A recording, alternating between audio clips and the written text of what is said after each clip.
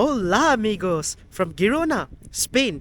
I'm pretty sure you clicked on this video because you wanted to go to Barcelona, but this is the airport RyanAir flies to. So let me bring you on a small tour of this charming town to show you why Girona has its own appeal as well. Just on this bridge while I was recording my introduction, I met a man. Please introduce yourself. I'm Rai Chabani from Palestine, Hebron, Palestine. You are welcome, everybody. I'm free Palestine. Libre Palestina, Palestina libre siempre. Beautiful. What an introduction for this video. How Wow. cool is it? This is the first Palestinian I've ever met in my life. Oh, actually. really? Nice Yeah. to meet you. You Nice are to a meet great man. Thank you. Please follow him. He's a great guy. He is a good photographer as well. He's my partner as well. Ah, hello. Another one. Hello. Hello. Ah. How You're are from you? Palestinian? Yes, yourself? yes. I'm from Palestine. So this is the second Free- Palestinian that you free met in your life. Palestine. What brings you guys to Spain? Well, we have friends here, and we are visiting some family, and because of the situation in Palestine, Uh-huh. so it's really very much stress. So that's why we need to release our stress from time to time. So we try to go out and walk and to get to know people and so on, and to meet old friends of us. Right. And like this, we are just more release of the stress of the wars and because of the genocide war that it's against us. Uh-huh. Uh-huh. Which part of Palestine are you from? West Bank? We are Hebron. Al Hebron. Khalil. In Arabic, it's Okay. an Al Khalil. And Al Khalil. Yeah. Okay, okay. So I really will be appreciated if one day you come to visit me there. 100%. And Yeah, whoever's I'm watching this waiting as for well, you. this is a great advertisement to go as well. Yeah, welcome. Come to Palestine. All right. Welcome to Palestine. Ah, yes. Yeah, sure. Thank you. That was such a nice introduction to this video and a great segue into what I wanted to speak about. You see, these buildings over here were the Jewish quarter, and over there is Girona's Cathedral. And the reason why, being Jewish is so important is because, well, from the place that these gentlemen are from, being Jewish is certainly something pertinent, right? Israel and Palestine. And, well, obviously, this is no longer a Jewish quarter. The Jews have all fled. They were expelled during the 1400s. And where do you think they went to? Yeah, they went to Andalusia, the Muslim kingdom in Spain back in that time. So, this is gonna be the content of this video, right? How the Jews of Spain found peace and freedom in a Muslim kingdom in Spain, which is so opposite to what is happening right now in that part of the world. Trees over here is Girona's Cathedral. Yeah, and just surrounding Girona Cathedral is the Jewish quarter, which we saw from the river earlier. This is now inside the neighborhood itself.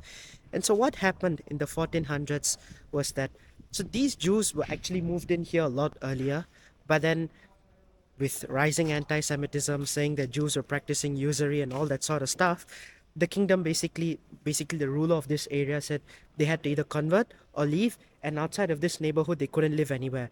And if they wanted to go somewhere, they had to identify themselves with a big red circle, which is like very, sort of reminds you of a certain party in Germany back in the day. Girona's Jewish quarter is special because it's one of the best preserved in all of Europe.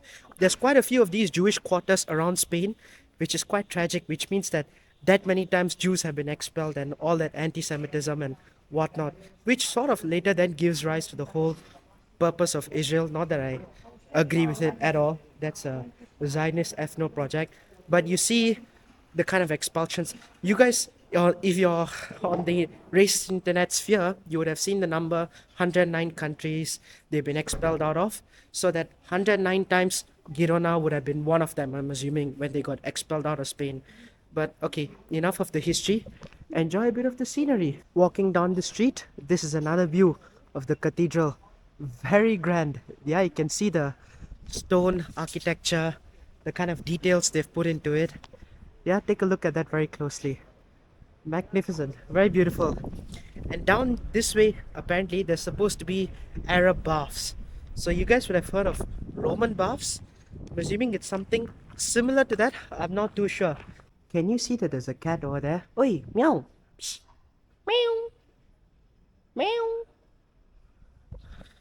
I swear, like, some cats are so stupid. Like, it's seated on the very ledge of the second floor. You have an entire house, bro. This little alleyway I'm walking on was apparently the Romans' quarter.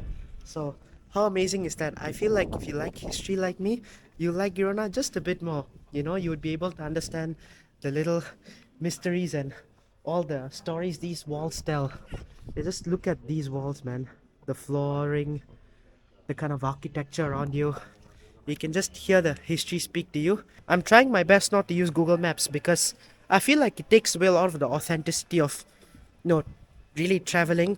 Of course, when I'm trying to find a restaurant or trying to find my hotel, sure, use Google Maps. But in a small town like this where everything is walkable, especially just within the old town, which is the orange bit over here, I think it's fun if you use a physically held map and just trying to find your way. I don't know whether what I'm doing is very unethical, but again, I overheard the tour guide over there. I'm just like hearing tidbits. So this Arab baths were opened in the 13th century, and a lot of the locals used to come here and say, yeah, let's just go to the Arab baths, that sort of stuff. I don't know whether the locals now do it. I really don't know. I'm just hearing tidbits from him, okay? And yes, he said that these streets, which you can see are very beautiful, very old town Europe in nature, were used in like Game of Thrones, if I'm not wrong, because he was showing them some episode from something like that, Game of Thrones, that sort of thing.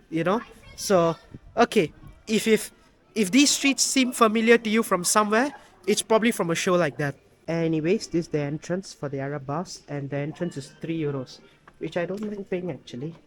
Alright. Hi, could I get a ticket to the Arab bus?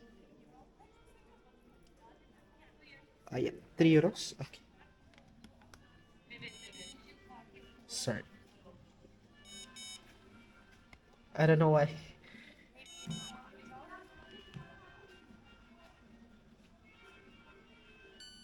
Okay. There's some nice music going on inside the Arab bus, but I wanted to show you guys the signboards over here.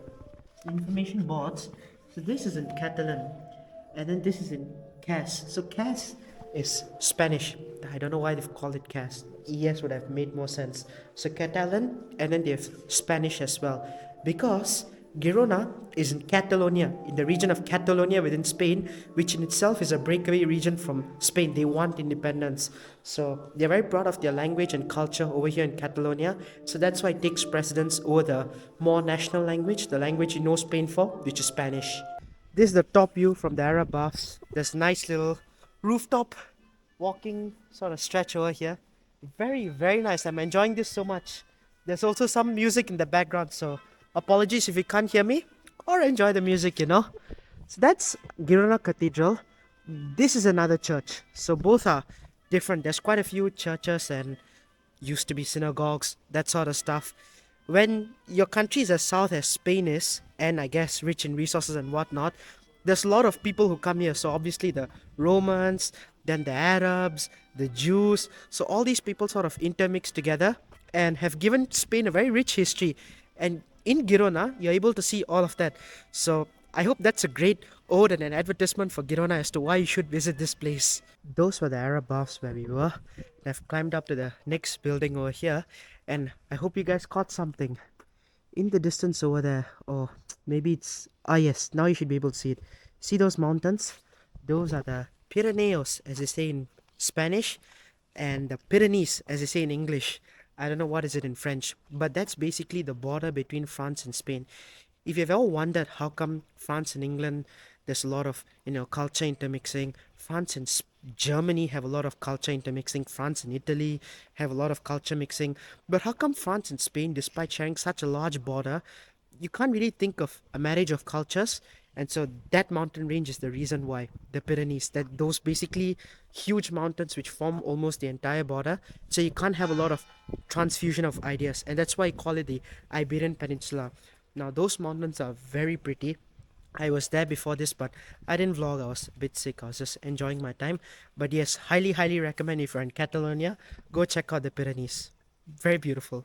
Even in Girona, small town Spain, the spirit of the Beatles still live on very strong. What is this? Jardin de John Lennon. Gardens of John Lennon. Why is he here? I don't understand. I really don't. So, okay, this is apparently the Capella de Santa Lucia. Yeah? Chapel of Saint Lucia? That's what I'm understanding. But why is it the Gardens of John Lennon? Did he come here? What's the law? If you've made it this far, you would have been amazed by one thing. If you've seen my previous videos, the fact that I haven't spoken about the weather yet. Yeah, it's nice, sunny, it's actually pretty warm, you know. It's like cool by Singaporean standards, not cold. Yeah. Okay, so the viewpoint is not open, and I just walked up all this much for nothing, but okay, at least I get to see this. And the mountain ranges over there. What I'm gonna show you now is definitely gonna blow your mind. Yeah, okay, so 3, 2, 1. Yo, take a look at that. The sheer grandeur of it, it just sort of explodes out of nowhere, you know. Very beautiful. And its name is Basilica di Sant Feliu. So I got the name of that wrong. This is the second big church which I've been talking about. The other being the cathedral on that side, behind this sort of building. And this is the Basilica de San Feliu. Now I don't know who is this for. Sorry, when was this built? Somebody there. I don't know who was this for, when was this built, the history behind this.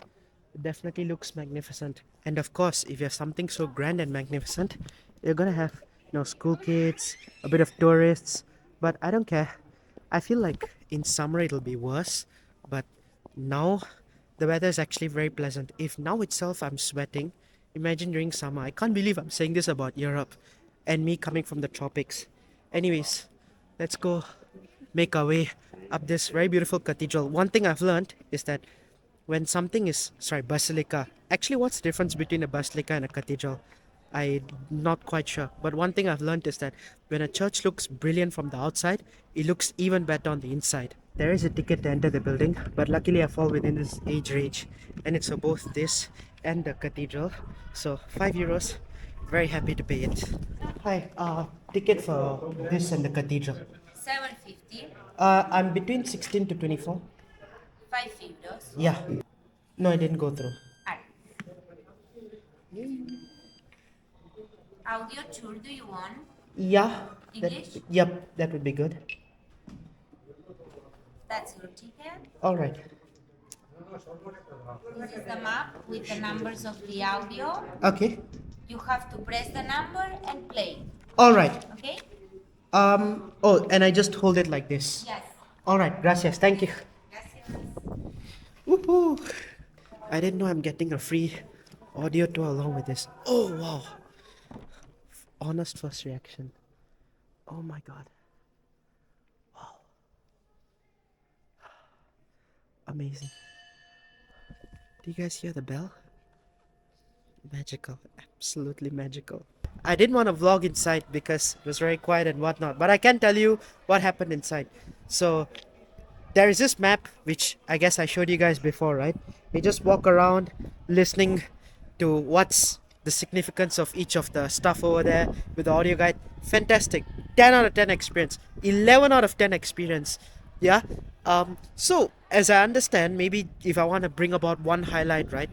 This inside this basilica, the church, Charlemagne is sort of consecrated, is treated as a saint, even though he isn't really a saint.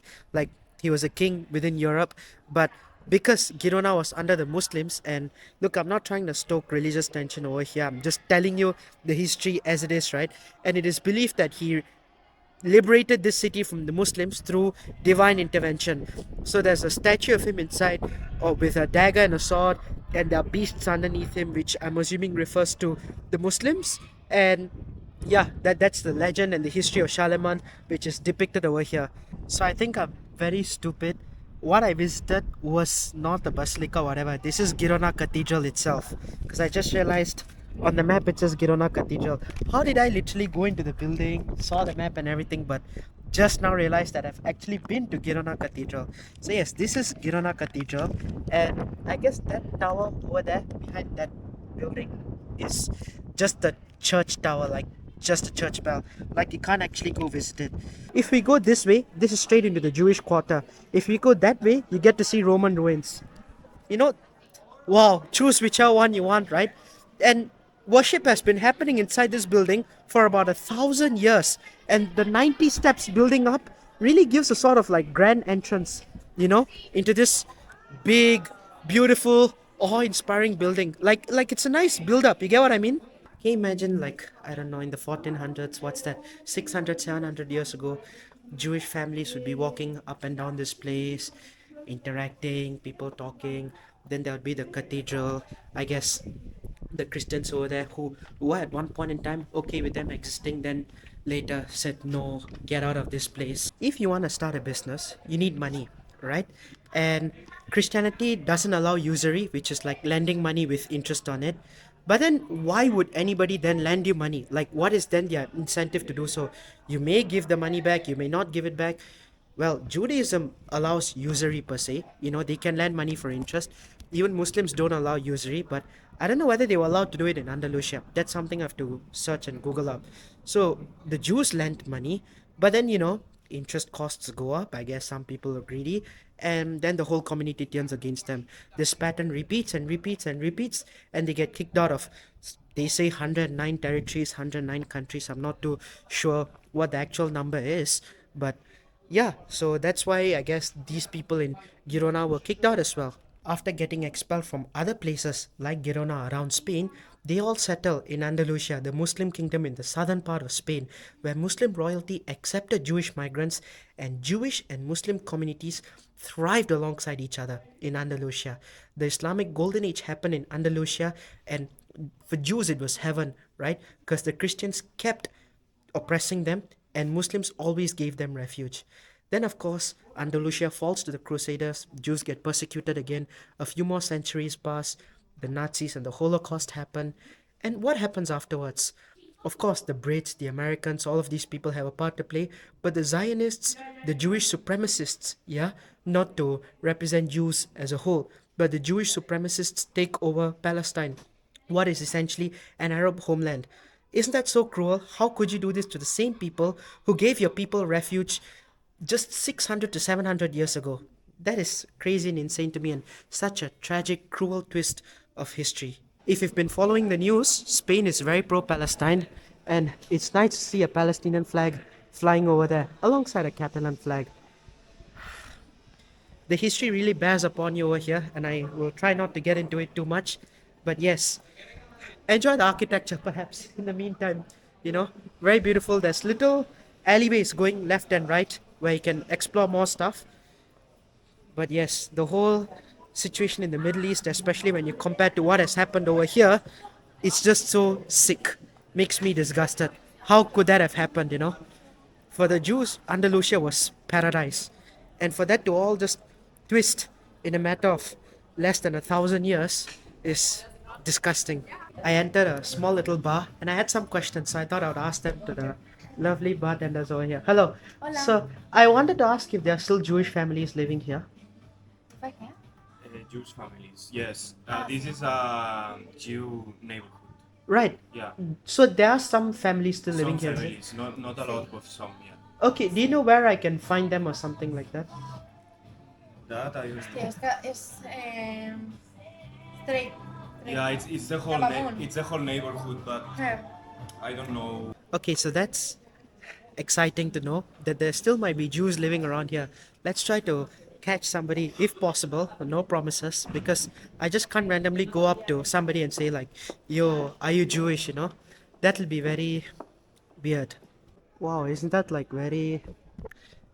an anti-Semitic speaking point? That Jews run Hollywood. I just realized that poster is part of the Jewish Museum of Girona. So, well, I guess they are completely fine and happy with it. The Jewish contribution, Jewish contribution to the birth of Hollywood, not Jewish control of Hollywood. Okay, that's interesting. Wow, the museum is free to enter. I did not expect that. Okay, so yep, this is essentially the exhibit, I guess, of Jewish wood. My bad, it does cost money to go inside the Jewish History Museum, but it's only €2 if you're a student, so not that bad. This is like the Jewish wood one is sort of the free one to the public. Then this is like the main museum. I asked the ladies at the reception whether any Jewish families are still living here as well. They didn't want to be filmed for some reason. They said that there are some, and apparently on door number 20, house number 20, there's like a Jewish community center, but it's usually closed apparently. So let's see if I can find somebody over there. I don't know, especially given what's happening in a certain part of the world, people are just a bit more hesitant to answer questions like these, even though it's a pretty innocent question, you know? This is the shop of the Jewish museum where you can find things like the Hanukkah, that's what it's called. So very, very fascinating. There aren't that many Jews in Singapore, even though, fun fact, guys, Singapore has the second largest synagogue in Asia outside of Israel. So, the largest one outside of Israel in Asia is in India. The second largest one is in Singapore. I bet most Singaporeans watching this don't know that. Once you walk down those stairs, you leave the Jewish quarter, and back in the day when the Jews were under persecution, it would not have been so easy for them, just as I did, to just walk down the stairs, right? Because, well, they were under persecution. Anyways, once you leave the Jewish quarter, you walk a little bit in front, you see the bridge we were at earlier over there. So we've walked one whole loop around Girona's old town. We've walked the length and breadth of it, and we're back to where we started.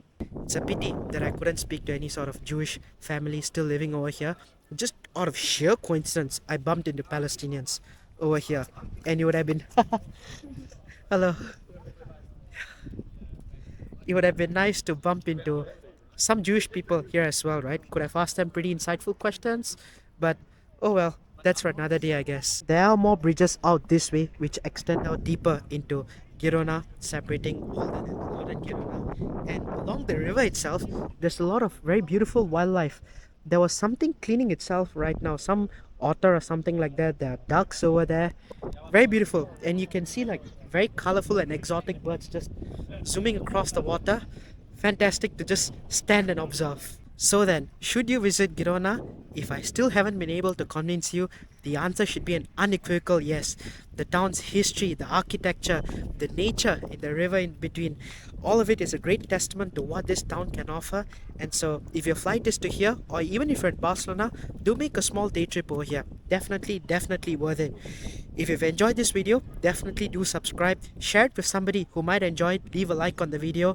If you have any thoughts on the stuff which I've said, leave them down as a comment. I do want to read them. Follow me on my Instagram where I post a lot more regularly.